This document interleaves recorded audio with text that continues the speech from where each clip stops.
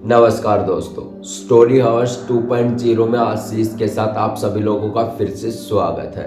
दोस्तों, मैं आशीष कुमार आप सभी लोगों के सामने बेंगलोर की एक सच्ची घटना लेकर प्रस्तुत हो चुका हूँ। ये जो कहानी है राजीव नाम के लड़के के साथ घटी थी जब वो अपने घर पर वापस आ रहा था अपनी जॉब से। तो दोस्तों, ये थी कहानी की मेन विजिट। अब बिना देरी करते हुए मैं कहानी को शुरू करने जा रहा हूँ। तब तक आप अपने कानों में ईयरफोन लगा लें और शुरू हो जाइए आशीष के साथ। नमस्कार दोस्तों, आज की कहानी राजीव नाम के लड़के की है जो कि एक मल्टीनेशनल कंपनी में काम किया करता था। उसका नेचर बिहेव काफ़ी अच्छा था, बीटेक उसने कर रखी थी, लेकिन वो अंधविश्वास में बिल्कुल भी विश्वास नहीं करता था कि ये ऐसे करने। ना ही भूतों में विश्वास करता था, ना ही भगवानों में विश्वास था।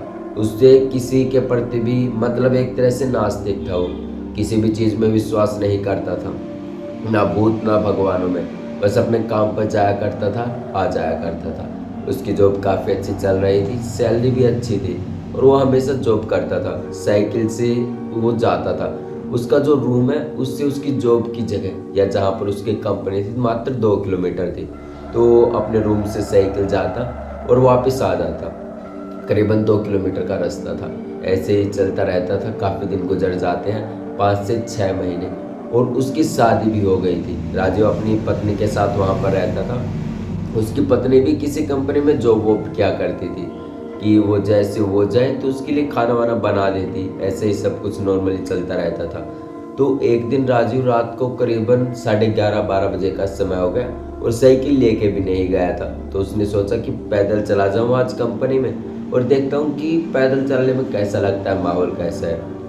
तो राजीव अपनी कंपनी में जाता है और वहाँ पर अच्छे से काम धाम में अपना सब कुछ ख़त्म कर देता है। रात को 11:30-12 बजे के करीब अपनी कंपनी से वापस घर के लिए निकलता है और उस रात वो पैदल था। जैसे जैसे वो अपने आप आ रहा था, पैदल चलते हुए आ रहा था, तो रास्ते में उसका जो घर था एक अंदर सी गली में जाकर था जहाँ पर वो किराए पर रहता था अपनी पत्नी के साथ। तो जैसे ही पैदल पैदल आ रहा था आगे से, उसे रास्ते में एक टोली दिखती है जो कि एक देवी माँ की टोली थी। उसमें काफ़ी बंदे थे और यहाँ पर ऐसे पट्टी बांधे हुए थे, जो चुंदड़ी होती है ना माता की, जय माता दी ऐसे लिख के बांधी हुई थी। और 2 बंदे थे और जो डोली होती है उसके आगे ऐसे खड़े हुए थे, बाकी सब पीछे बंदे खड़े थे। और जो पीछे 2 बंदे थे वो भी जय माता दी ऐसी मतलब चुंदड़ी बांधे हुए थे और वहाँ से निकल रहे थे। ये सब कुछ राजीव ने देख लिया था, लेकिन फिर भी वो इग्नोर करता है और साइड से निकल जाता है। जैसे वो बाई तरफ से आ रहे थे और जो राजीव था वो दाई तरफ से निकल जाता है बिना इग्नोर करते हुए, बिना देखे हुए। तो वो जैसे ही निकलता है तो जो 2 बंदे थे जो आगे जय माता दी की चुनरी बांधे हुए थे वो राजीव के पास आते हैं और कहते हैं तुमने हमारी देवी माता को इग्नोर किया है, अब तुम्हें इसका भुगतान करना पड़ेगा या फिर इनसे माफ़ी मांगो। जैसा कि मैंने आपसे शुरू में बताया, राजीव विश्वास अंधविश्वास कुछ नहीं मानता था। तो राजीव उनको धमका देता है, उनको गाली गलौज करने लगता है और कहता है कहाँ देवी, कौन सी देवी, भाग जाओ यहाँ से, ऐसा कुछ नहीं है। तो जैसे ही राजीव उन्हें धमकाता है और अपने घर वापस पहुँचता है, जैसे ही घर पहुँचता है वो देखता है कि उसकी बीवी सोई हुई थी, जिसका नाम सुमन था, वो सोई हुई थी। राजीव चुपचाप जाता है और सोचता है कि कुछ ना बियर ड्रिंक व्रिंक कर लूँ। तो जैसे ही राजू अपने कमरे में जाता है और फ्रिज खोल देता है, फ्रिज से एक विस्की की बोतल निकालता है और फ्रिज के ऊपर रखता है। जैसे ही फ्रिज खोलकर उसने वो बोतल निकाली ड्रिंक की, उसने देखा वही 2 बंदे उसको कुछ ना कुछ बड़बड़ाते हुए उस फ्रिज में दिखे। ये जब राजीव ने देखा तो उसे समझ नहीं आया कि वो कैसे हो सकता है। राजीव एकदम से घबरा गया। उन्होंने बस इतना ही कहा था कि तुम माफी मांगो और कुछ नहीं। राजीव बाहर आता है और विस्की की बोतल देखता है। जैसे विस्की की बोतल को हाथ लगाता है, वैसे ही 2 परछाइयाँ उसके घर के बाहर उसको दिखाई देती हैं और वही 2 आवाज़ें माफ़ी मांगने के लिए, तुमने हमारी देवी का अपमान किया।